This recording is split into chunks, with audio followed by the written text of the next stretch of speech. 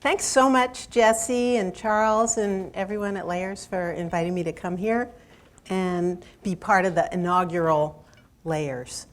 And I just wanted to say hi.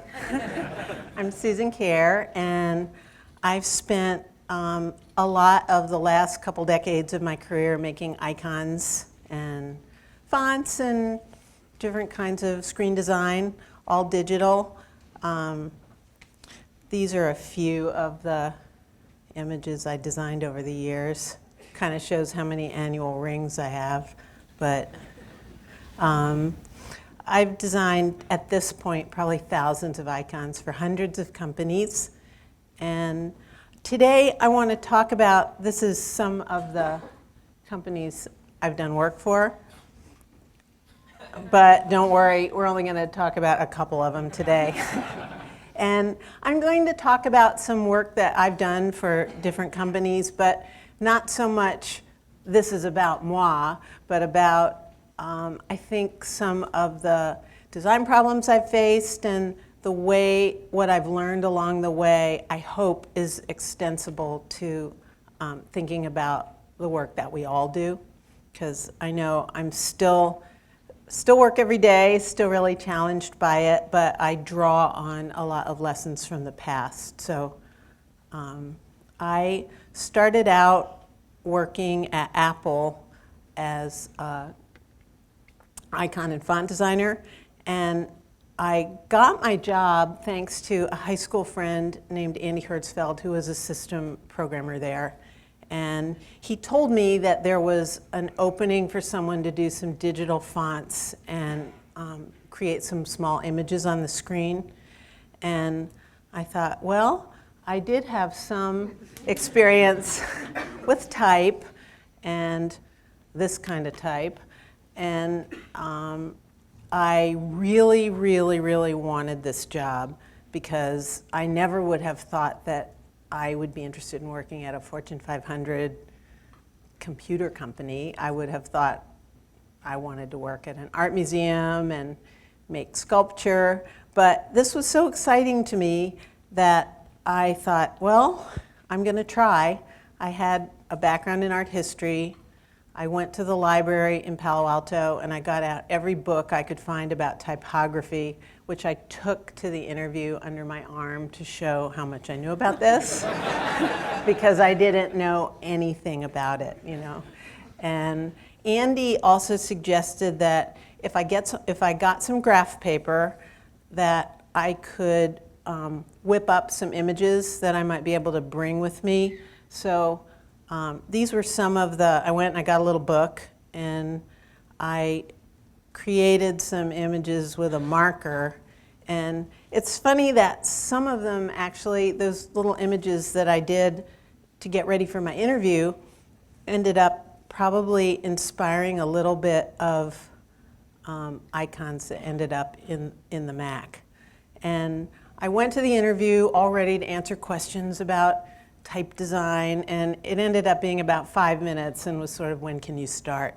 So the moral of that story, I think, is have confidence in your skill mix, because I certainly didn't have computer background, but I think we all have a lot of practical experience and things that you've learned in school or not in jobs, and it's just kind of sometimes a matter of having confidence and perseverance and using your friends. So the other little side note is, unfathomably, those notebooks and pieces of graph paper that I took to my interview got acquired by Museum of Modern Art. So this was exciting for me. And so the other moral of the story is, don't throw away your stuff, or you know, when your mom is cleaning out your old room, just hang on to it. So when I got to Apple, this is what the screen of the Macintosh looked like. And it still used 5 1/4 floppies. And you can see that the rounded rects on the image of the floppy that was one of my first projects, turn those into icons instead of words. And the rounded buttons on the right were what became OK and cancel. And OK used to be do it, but for a few reasons that wasn't as, and one of the reasons that it changed to OK was it read as dolt to some people, so at least with a mixed case. So I think the first thing that I learned that I still apply is just understand the constraints of whatever project it is before you start, and then you can be creative within those constraints. So actually, the very first thing I did when I got to Apple was this Chicago font, which I called Elephant at the time because it was supposed to be bold, and they needed a system font. So I thought, well, we'll make it 2 pixels, and I didn't like some of the digital type that I had seen. It just looked all funky and kind of jaggedy. So I thought it was pretty much possible only to use horizontals and verticals and 45-degree angles, and with the exception of the X, which is, I wish there was a better way to do that. That seemed like that worked out. And it had a pretty good lifespan as the system font, and then I was thrilled to see it come back on the, I didn't know that I had pre-designed the iPod with the calculator. So what I was told when I got there was this was going to be a really new type of computer. Of course, I really hadn't had that much experience with the old type of computer, but I had used an Apple II. So your mom could use it, and it wasn't a slam against moms. It was 1983, so 82. Just really accessible to everybody. Ideally, we wouldn't need any manuals at all, the way you can teach yourself to play an arcade game. And it was also supposed to be friendly.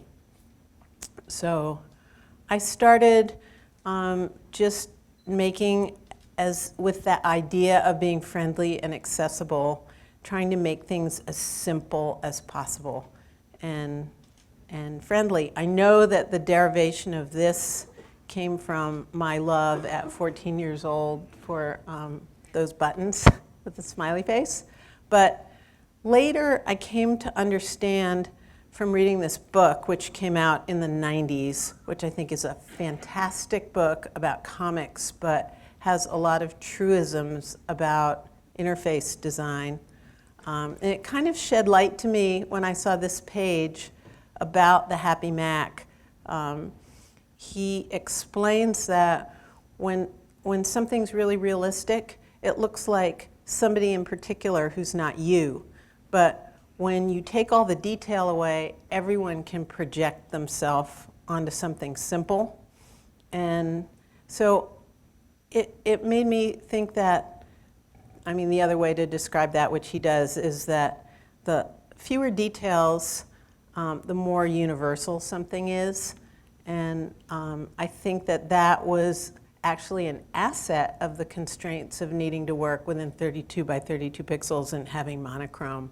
You just needed to distill things down to their essence, which is maybe not such a bad idea, even when you have a ton of colors.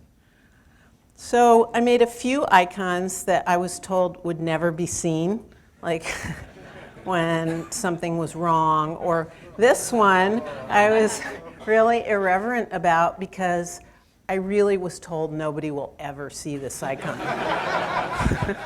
And unfortunately, that was not the case. And I remember right after the Mac shipped, we were in our software group area, which was kind of called a fishbowl because it was no windows, and within hardware and software. And a call came in from the Apple Central back to the software group that a woman had her Macintosh. She saw the bomb on the screen, and she was afraid it was going to explode.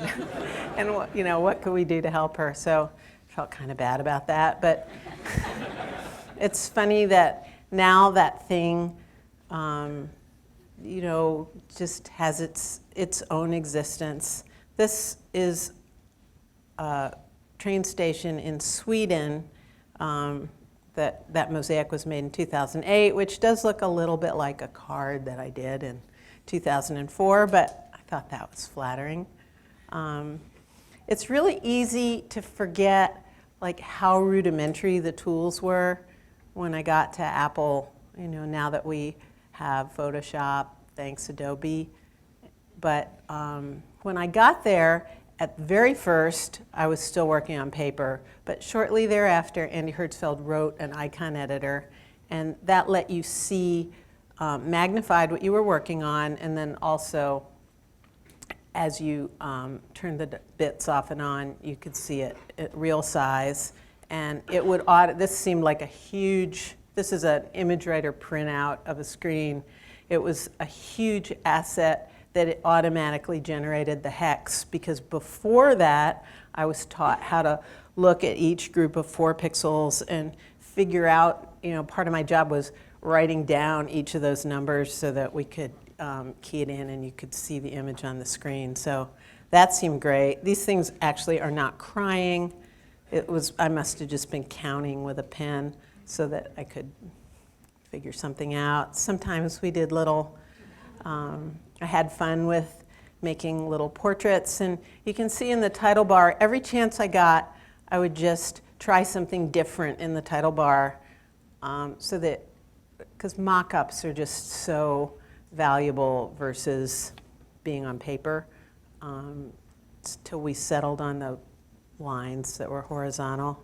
So we did lots and lots of iteration, and just kind of the things that stuck ended up shipping with the first Mac. I tried to develop a system where the application had the hand, because that was the verb, and then there would be a companion noun that was the document. And at the time, it's sort of embarrassing to think back, I thought that this system would be fine forever, because how many apps could there be? And so we had write and draw and some alerts, and it was the same thing with fonts. There were 256 numbers for fonts, and we maybe used 15 of them, and it seemed like, well, that'll last forever, because 200 just seemed like more fonts than there would ever be. I did the watch cursor because I thought, who uses an hourglass? Let's get on with it. And I wanted to show this in kind of a do and don't. This was an icon of the ImageWriter, and it kind of illustrates why I think if there's a good metaphor, or you can make something simple and not just look like a piece of hardware, because this obviously looks outdated. But if you start taking away those the holes for the sprockets in the paper and the knob that turned it, and then there's just enough detail that could have had a longer life as a printer icon than it did. This was what a menu looked like in circa 1983, and the old command symbol was the Apple logo. But one day, Steve Jobs walked through the software group and said, there's too many apples on the screen. Our logo is really special and precious, and we shouldn't just be throwing it all over those menus. There's too many of them. So I had the task of coming up with something that would be we called it the command or the feature key for the keyboard shortcut. So at first, I thought about all these sort of commanding things, and even like the 10 Commandments, and they were all kind of stupid and forbidding. But I always like to draw lots of things, and so I was just not sure what a feature looked like. It's always so much easier when something is a noun that a picture comes to mind. So I was thumbing through a symbol dictionary, as I did sometimes. I had a few of those. And I came across this symbol, which in the back, I looked it up, and it said it was a symbol for an interesting feature at Swedish campgrounds.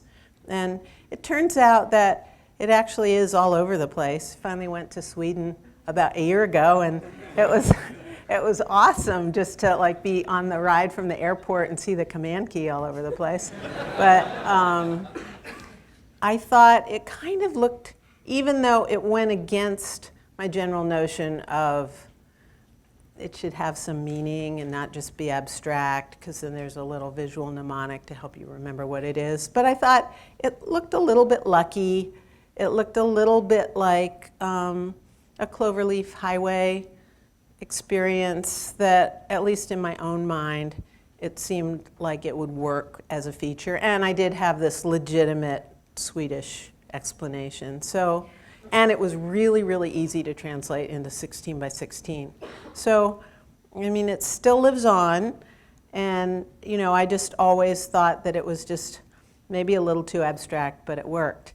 And then a few years ago, someone emailed me from Scandinavia.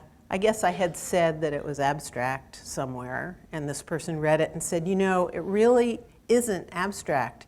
It's a castle seen from above, and those are the turrets.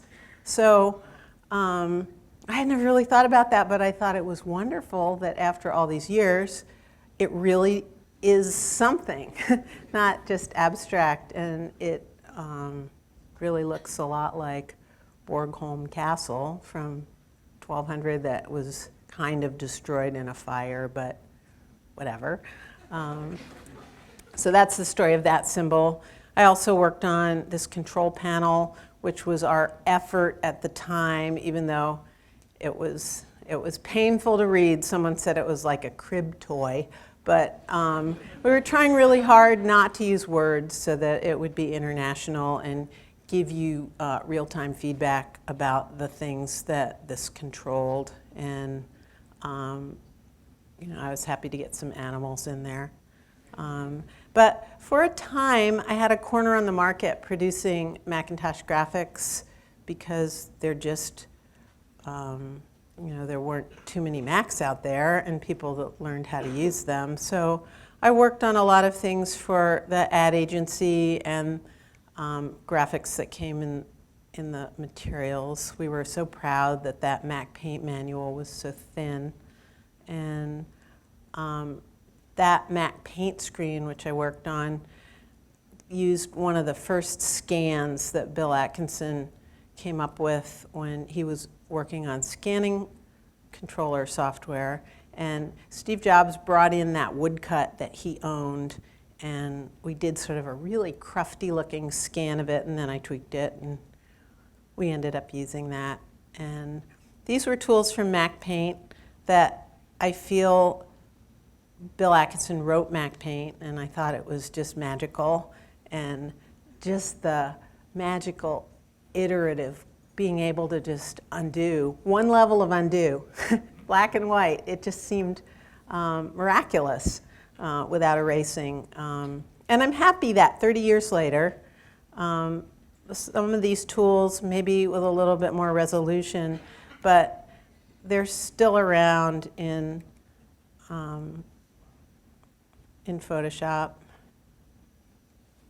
Some of them are obviously pretty obvious, but the main thing about it is if you ever study art history, you know, people sometimes think, oh, you know, if you're in digital design, it's so, it's a whole new thing. And I think just like everything else in art history, it's hard to find things that really are completely new, because people have certainly been communicating with little pictures for a while and making up bigger images out of smaller pieces. I think these are such good analogs to bitmap design. It's not as if I was in the wilderness. And telling, you know, people tell stories with symbols. And, you know, I used to say, you know, if you like needlework, you'll love bitmap design, because it really is analogous. And I can see that this is my first bitmap. And back when it was cool to make ashtrays. But aside from the craft, part of, I think, most design projects is you're really not a wrist. You really have to use your brain and your wrist because the concept is equally, if not, just wedded to the thing that you're designing. So with icons, it really isn't just a grid of pixels, but I was going to show you just this little example of something that I did for Swatch a few years ago that was, the assignment was a monochrome image 20 by 20 that meant alarm. So I started out, you make a clock and then make it a little noisy and maybe make it noisier. Maybe make it look more like an alarm clock to get the idea across, but then I thought, that's already getting too complicated. Make it noisier, even more complicated. So started over with even just fewer jaggies, make it noisy, but maybe there's a way to make it look like a travel alarm clock so that it's even more alarm-oriented. And then I think, oh, no, all of those are too self-referential. What's the essence of just being startled with sound?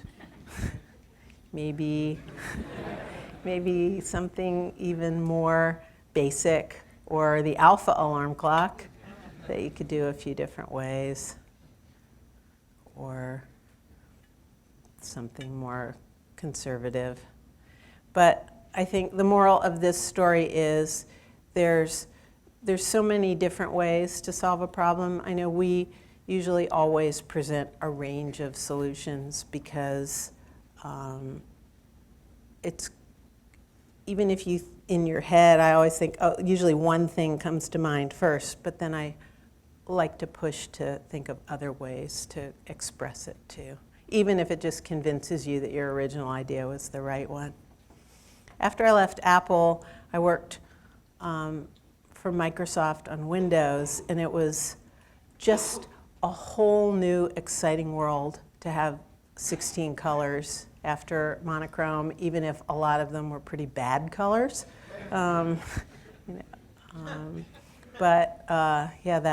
That kind of dark yellow, that greenish yellow was so weird, and that really taught me it's better not to use any skin tone, because sometimes you're in a palette that, aside from just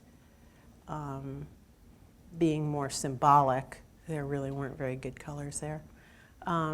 So I worked on Windows Solitaire, which was great because you didn't need very many colors to do that.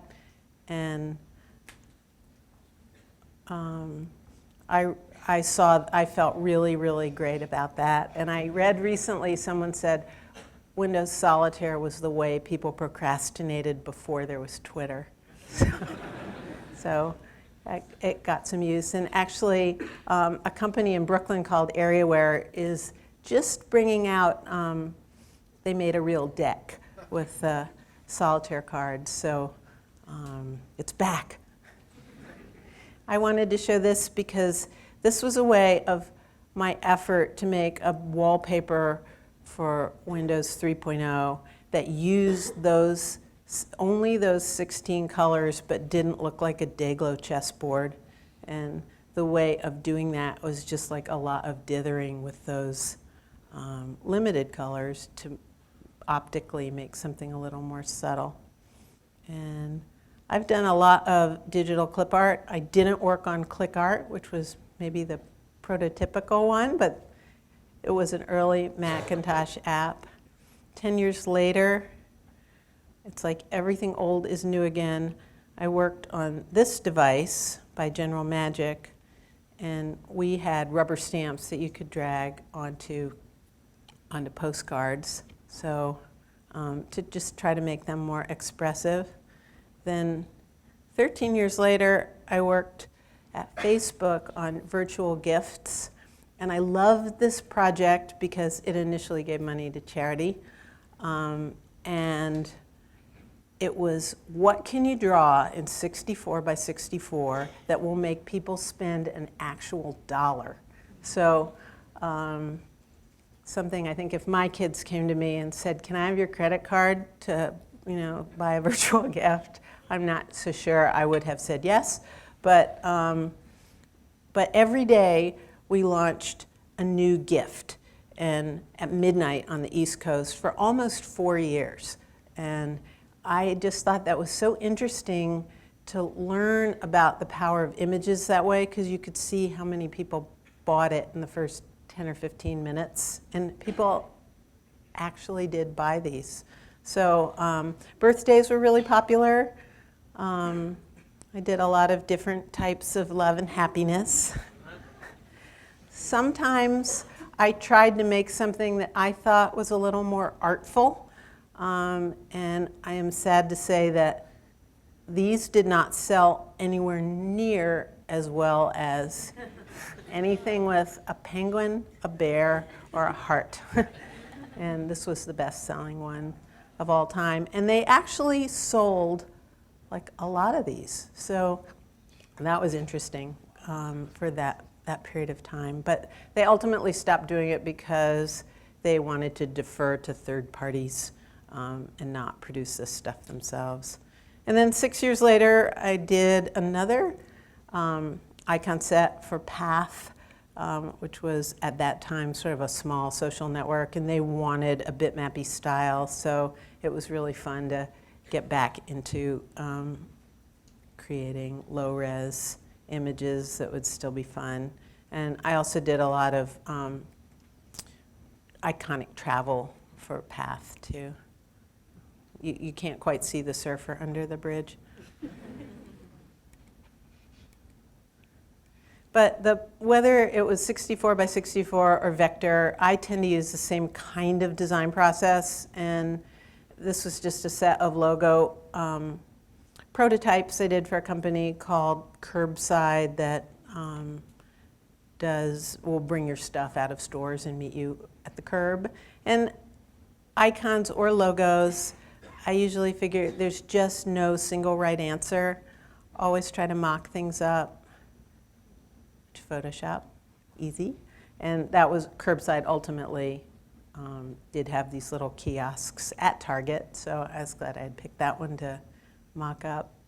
But Paul Rand is a designer I am always kind of worshiping. He had passed away probably 10 years ago, but his books are great, and I always pore over his books to see which Pantones he used and which fonts he chose, because he impressed upon me that you don't need that many different fonts and you don't need that many different colors, and just because you have access to millions of colors, you don't need to use them all for every job.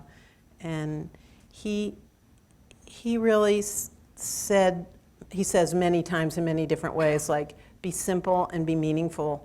If you make a logo that doesn't really mean anything and you can spend billions of dollars, you can probably get people to remember what that was. And he uses the AT&T Death Star to illustrate that point. But most of the time, you want to inject meaning into things so that people care about those images.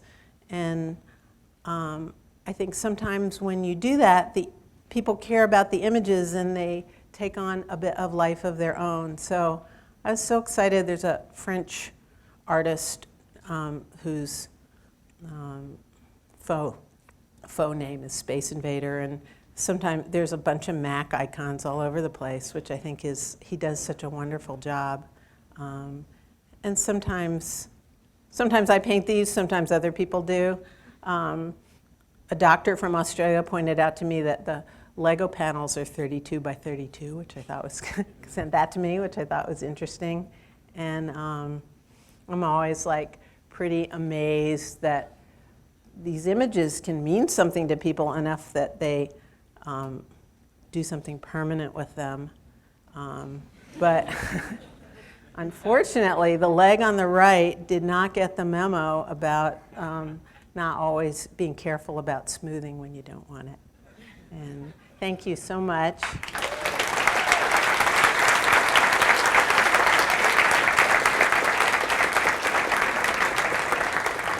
I have one last slide because on Monday I'm going to start as a product designer at Pinterest. So I realized that was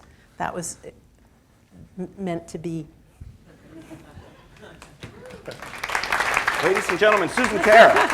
What a job. Daring fireball. All right. I just have to say, I mean, I don't even want to embarrass you, but this is an enormous thrill to me. So, And I'm a Daring Fireball fan, Oh. gotta say. So let's go back. And here's one of the things that is different between certainly Apple today, but almost the whole industry. One of the reasons you're here and everybody is crazy to see you is we know your name, and we know Andy Hertzfeld's name, and we know the names of all the people who were on that team. Do you think it's worse today that the people who do the work for these companies don't get credit? Like 20 years from now, the people who did the work on this watch, we don't know their names, right? We know like 2 names. We know Johnny Ive and Alan Dye. Like, was it different back then? I mean, I think it's always a slippery slope. I mean, I love to know who designed things, right. And that's one thing I love about the internet and looking at things that I care about and object. It's so great to be able to see. And I like it. I think it's so nice when companies in their about box list everybody that works on the product. Right. I think that's an awesome thing. The only thing that's confusing is that, and maybe it was unfair in Macintosh, is the person that's the controller and the person that's doing QA in the factory, like they deserve credit too. So it's sort of like a slippery slope where all of a sudden it turns into the Lord of the Rings movie where it's 17 minutes of credits at the end. Yeah, right? But I think like Pixar does that at the end of the movies. Yeah. I think that's wonderful. Yeah. I mean, credit where credit is due, and I've probably unfairly gotten more than my fair share of, I mean, of course, I'm appreciative that there's something you draw and someone knows you drew it. That's really great, but I think there are a lot of unsung heroes that I wish could get more credit.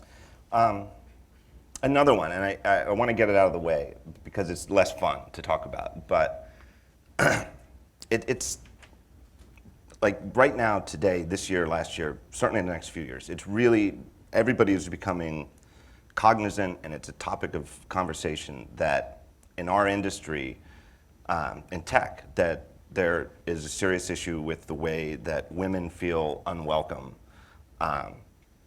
and that there is sort of a culture that is biased against women. But as a kid, when I first fell in love with Apple products, and I absorbed everything I could get out of magazines, and I learned your name, and I knew about Andy Hertzfeld and all these people, I knew then that there were a bunch of women on the original Macintosh team who played essential roles. Like, so in my mind now, like part of what makes this frustrating is it really seems, it's not just that the situation, that there's a problem, it seems like it's regressed significantly. Do you feel that way? I mean, you're going to work at Pinterest now, but do you feel like it's different now than it was in the 80s? I mean, good question.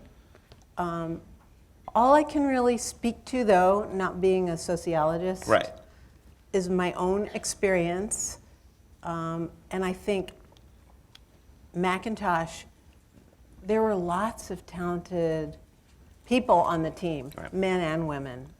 Caroline Rose, who wrote a lot of the original documentation, and Linnea Johnson, and Joanna Hoffman, who was the original Mac marketing manager, who I just thought was so smart and so talented across a horizontal band of being able to contribute, that I wouldn't say Ronnie Seebach was an engineer in Mac software. And I certainly I don't know whether you just call it lucky, but I wouldn't say that that issue was troubling because in our group, in Macintosh, there were, even Shite Day, the agency, there were Penny Capasu's, there were terrific women collaborating in many levels. Like what happened and the issues now, I don't have any answers. I just feel as if I have worked solidly for the last couple decades in all kinds of companies, and am grateful for feeling as if you keep your head down and try really hard to do good work. It's such a complex subject, and here I am, I'm going to try to summarize it in 15 seconds. But the best nutshell summary that I've heard, and it makes sense to me, is back then, everybody who was involved were people who just loved what they were doing. You know, like somebody who loved doing circuit boards, or somebody who loved drawing pixels on a screen. And between then and now is when all of the money got pumped into the industry, and it drew the type of people who maybe in the 80s would have gone to Wall Street, and instead they come out here, and you know, Wall Street is another example of an industry with a pretty shitty attitude towards women. And maybe that's the difference? You know, No? I wish I was more globally insightful about that. All right, let's go back to pixels. I mean, as I said, I feel like I worked hard. Yeah. I was lucky because I didn't have computer background, but I think I had a good work Right, ethic. but don't you think that, but I think that's part of what made the Macintosh so amazing. It's like, and I know there was the Lisa beforehand, but nobody bought the Lisa, you know. It just seemed like the Macintosh popped out of the future as here's a computer for regular people to use. And like, you said it in your talk, like, I'll go to the interview, but I didn't have experience with computers, and 5 minutes later you're hired. But it's like, that's exactly what the project needed, right? And again, Andy Hertzfeld was Right. a great entree for me. So be friendly and keep in touch with your friends from high school. So you did anything that was pixels on the screen, you might have had a hand on. And that involves everything from icons, famously, to fonts. But like in today's world, it's crazy that you would do both the icons and the fonts, because those are like two separate fields of design now. And it just blows me away that you worked on both sides of that. Was one or the other of those more natural to you? Well, I definitely, good question. You know, it wasn't, at the time, it didn't seem as if it didn't make sense to do everything. I mean, my Right. business card said Macintosh artist on it, you know, because there was that faux conceit then of, you know, having goof bag cards, and people, you could make up something fun for your job title. And I put Mac Bits on my license plate, which now seems a little painful, a little something to cringe about, but you know, just reflected our excitement about the product at the time. But I just figured, okay, here's the laundry list of stuff that needs to get done. And so it was all just kind pixels of on a a little bit matter of fact about it. But sometimes I think it's good when you don't know what you can't do, so you just try and do it. I guess I loved that 9 by 7 box to make a 12-point font in, and how many different things could you do in there. And it was, as I said, having proportion. I mean, what I was told was, oh, you know, now you have proportionally spaced fonts, so you don't need to have this weird skinny-looking M's and the wide Right. monospace. But even Monaco, the monospace font, I just tried to make everything look nice and make sense. And definitely there was input. I know Steve Capps was really instrumental in helping figure out what that title bar looked like. So it wasn't as if I was in a vacuum. I always tried to, as I said, mock things up, get them in the builds, and then if people had feedback. I know copy for a while, I was sort of trying to like copycat or with a mirror or, all this, kind of a little lame, but that stuff tended to get washed out. I just wonder if some of the younger people in the audience don't quite understand, though, like with the pixel fonts, you had to start over from scratch, like to go from 9-point to 10-point. You're starting over. It wasn't like you've designed the font and then something dynamically scales it. It's like, well, we need 9-point, 10-point, 12-point, 14-point, and 24-point. So you've got to do each one different. But then, like when the user selects all and they're like, well, it's supposed to be a 2-page report, so I better change it from 10-point to 12-point, right? It's supposed to still look like the same font, though. Yeah, I know. It's like, well, yeah, when I walked to school, 6 miles in the snow. But since there weren't really scanners, so I just had a book next to me of the typeface, and then, or, a big book of type. And then because the way the image writer worked, because it was pre-laser writer, to get clean type, what it did was it took a font that was exactly twice as tall as it would be on the paper. Okay. So to make like nice 10-point printing, you needed a 20-point font. But basically, I just made the box bigger and looked at the O and like, oh, in 20 or 24, you could just get it. You'd have more dots to make it look a little bit more like what it was supposed to look like. And but yeah, 255 characters, just going from box to box. I mean, you could cut and paste one character. So obviously, if you had a lowercase b, you could make the D. And but meanwhile, there was a little bit of a like, oh my God, there's a lot of characters. Right, and meanwhile, like if you bought a different computer in 1984, if you bought an Apple II or if you bought like a PC, they had one font. It was like this one character font that was for everything and a terminal, right? And so here's this Macintosh packed with 15 fonts in 6 different sizes. It's just amazing. Well, there actually exists a paperback book that was published then of the Macintosh fonts and how they looked, outlined, and because there were algorithms to be kind of font extenders that. The other thing that blows me away about it is it's the first consumer bitmap font computer. And then the whole industry went that way. Everything from Palm Pilots to, everybody has bitmap fonts now. But like, for the entire era when pixels mattered, until we got to this era where the pixels are so small they can anti-alias everything, the fonts on the original Macintosh were the best. Like, so if you wanted something like Helvetica, so yours was Geneva, and you wanted it small, like for the names of files, for 15, 20 years, nobody else ever had one that looked as good as Geneva 9 and Geneva 10. But did anybody disagree, right? And like, did it make you mad though when you used other devices and like you'd look and you'd be like, oh, you could see where the pixels were off? Well, I do remember like Microsoft had a kind of a Helvetica Arial. Right. And they had the bitmap and the Y was funky. So when I would be typing something, I would go in and fix every like lowercase y, because instead of having the jagged with the, you could just do 2 and 2, and it had a nice clean. That's exactly what I expected. Yeah, like you could tidy up if it was a bitmap. So Geneva was, like your version of Helvetica.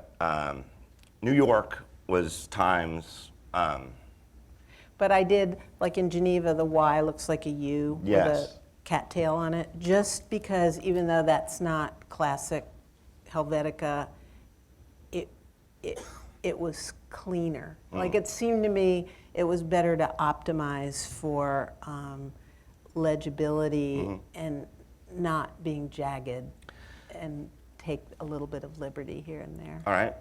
Another one of the original fonts, San Francisco. Does anybody remember the original San Francisco? It was called Ransom first. Now we have a new San Francisco. So what did you think when they named the watch font San Francisco? Well, I was a little puzzled by it because I mean, it's Apple's font, it's Right. not mine. But I thought, well, there already is a font, San Francisco, and somebody wrote me and said they should have called it Francisco Sans. And I thought, that was like, I didn't think of that, but I thought that would have been really cool. Yeah, let's get a petition going. And then the other one, you mentioned it, it was prominent in your Got to talk. get over it, though, you know. Right. It's But to me, the masterpiece of the original, well, there's two, but Monaco was terrific. Had a long life, and until I went Retina on my Mac, I was still using Monaco bitmap. I was. Anybody else? I know, is Syracuse here? I know he's still using Monaco 9. That's so But- kind. But did you ever think in 1984 that people would still be, like the work that you did in 1983, there would be people using the exact same font 20, 30 years later? You know, no, you never, it's not my kind of thing to think, oh, I'm going to design this so that it'll have, you try to do something that won't have to be redesigned by Right. trying to do a good job. Like I usually say, like, look at the stop sign. Nobody's saying every 2 years. Right. We gotta do better. This is looking old. Let's get some shading in there. But like the UPS logo, that seems like a little bit, I digress, a travesty to me. Like Paul Rand did that original shield Don't- with the package and the UPS. don't even I get thought me that was started. such a beautiful logo. And then it just got kind of Somebody like, decided, how many effects can we? right, somebody you know? decided to go nuts with the Photoshop. Right, because like we're not about just Right. packages anymore. But I think you always try to do a job that makes sense and isn't larded with something trendy. Exactly, right. But- It does seem, that's but- the word but- that, But I don't know that.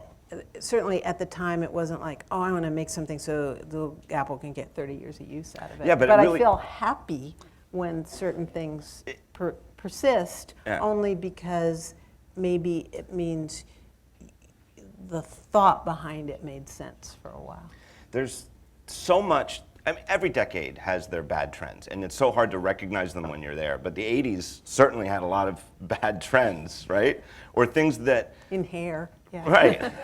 But like the opening to Miami Vice, I still like it, I love it, but it's like, oh my God, it is so clearly 1984 in the opening credits to Miami Vice. It just seems to me like you have this natural inclination of identifying and avoiding trendiness, and then the result stands the test of time. Well, I think like that's what you hope. Right. And I mean, as I said, it's not just me, it's that in art history, some of the images, you know, you look back at these cycladic figures that are, you know, prehistoric, and they seem modern, not just, I mean, you can only make something that's of your time because you're making it in your time, but I think it's that simplicity and in your, you know, wish there was something more novel to say, but that when people talk about just problem solving, design versus art, it's like you're really problem solving within that set of constraints versus fine art where you can do whatever you want because you're making up the constraints. So we all see all this like design stuff that you kind of roll your eyes and think, what were they thinking? I can't read that billboard, or that logo is so odd. And sometimes I think, flag wave a little bit for liberal arts education.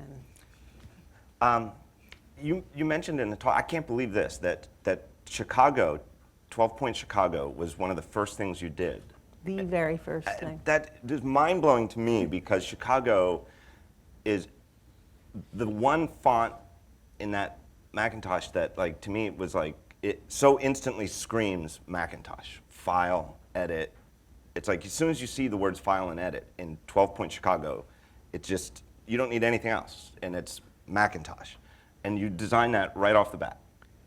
That was the first thing that my colleagues said they needed, was just a system font, and that would stand out, be a little bolder. Right. So, I mean, it wasn't that right, you know.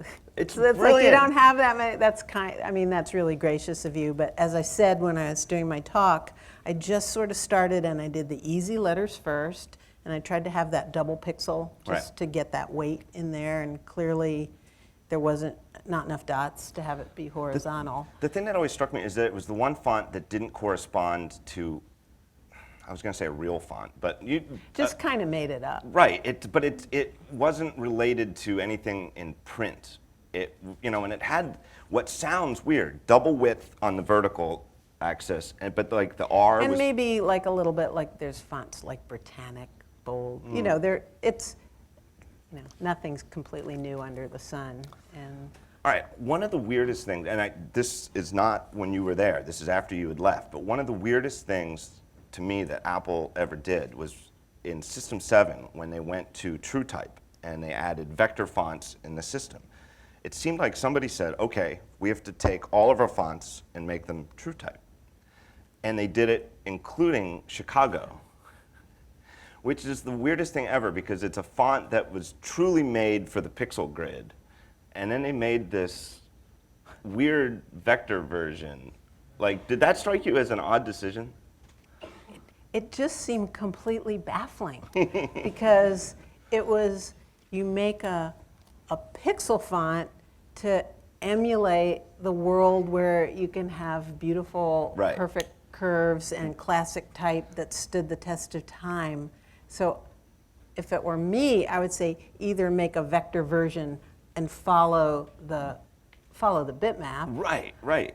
because it seemed like a little bit of an odd hybrid to Right. me. But you see it out in the world, and it just seems like such a strange choice. I would think either use the real thing or just go use a really good font that is, Right.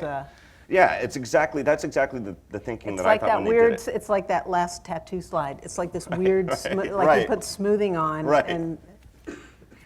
but you know. Right, because it's like when you guys were creating the Macintosh, and until we got to this Retina era, the pixel by pixel designers, their burden to carry is we're trying to emulate the world where a curve is a perfect curve, and how do you hit, how can you make something curved when you're going square by square?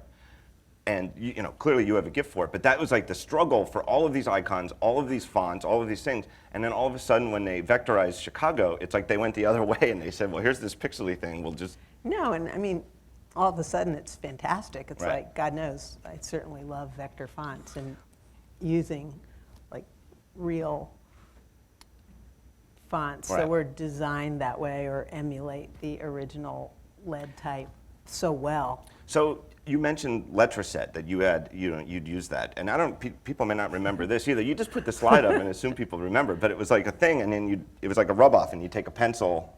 Exactly, like it came with a certain number of each letter Right. and extra vowels. Right. And that was how, if you didn't have a phototypositor, Right. it was like a poor man's Foundry. Right. And you used a blue pencil Right. and drew lines, and if you were good at it, you could do it really precisely. And Right, and so do you think that, so you came into this and you're like, I didn't have any computer experience, but I think that might have been excellent practice for painstaking pixel by pixel, let's get this user interface I exactly think right. maybe that's true because a lot of times you'd be doing a project for graphic design and you'd run out of E's, and it's like, and like university art is closed. So when you use that kind of type, you get kind of good at making letters out of other letters, which is sort of what you like.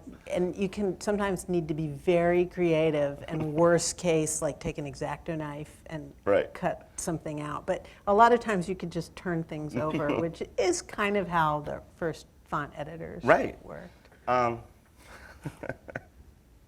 So, And I loved that stuff because before that, before I met Letraset, I was just drawing stuff with pens and trying to make type that way. so another thing that clearly, you mentioned it in your talk, but I really think that it's mind-blowing because the Macintosh of that era was such a tiny machine computationally.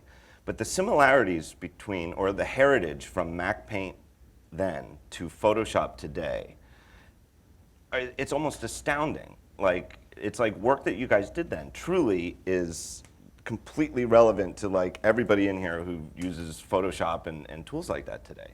Well, that was Bill, Yeah. the genius of Bill Atkinson. And I mean, I just can't say enough. It's like you are gracious and you give me credit for doing stuff, but really, the most eye-opening thing to me was getting to work in Mac software, because the programmers in that group were just so creative, and I mean, it's not like I came up with those ideas. I mean, I was more the tail getting wagged by the dog. I had a nice space to be creative in, but it was really, there's too many names to mention, but just like Steve Capps and Bill Atkinson and Andy and Don Denman and Randy Wigginton did Wright. I loved being in that milieu of creative problem solvers. And Bill really had a wonderful feel for art and design. And, I got to make the patterns, but he figured out that you could draw these circles. And I mean, it was just, that's the only thing that, there was a time when just like drawing a circle that was filled with a pattern seemed radical. The paint bucket, the paint tool was the thing that was like, whoa, I just changed everything on the screen. Yeah, and just like the irregular regions of that you could make icons that weren't squares. All right, last question. It seems to me that you have a gift for this, and the original Macintosh really embodied this, is designing for emotion. And to me, it's personified by what happened when you first flipped it on. And you've got this cute little square computer, and what do you see when you turn it on is an icon of the computer itself. And it's almost like a anthropomorphized computer. The Macintosh knew what it was. It knew that it was a Macintosh. Did you guys do that? Is that, you guys put a lot of emotion into it? It was supposed to be like a friendly feel? Well, I think that's because we had kind of permission to be friendly. Right. That was part of the brief. And probably, I like cute animal pictures as much as anybody, and smiles, and it was, subsequently I've worked on software where part of the creative brief is we want this to look really serious because it costs $1,000 for this piece of software, and no levity. Right. And I think the Mac really came out. Chiat Day came up with that, the computer for the rest of us, and the word friendly was in there. So it's not that I would put a smile on everything, but it seemed a good match for, as I said, it's like you need to understand the problem you're trying to solve. And in that case, there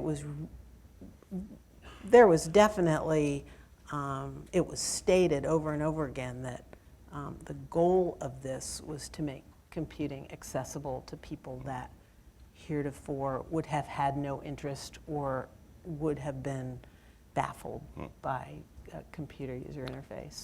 So that was the fact that it could be a little fun, let you relax a little.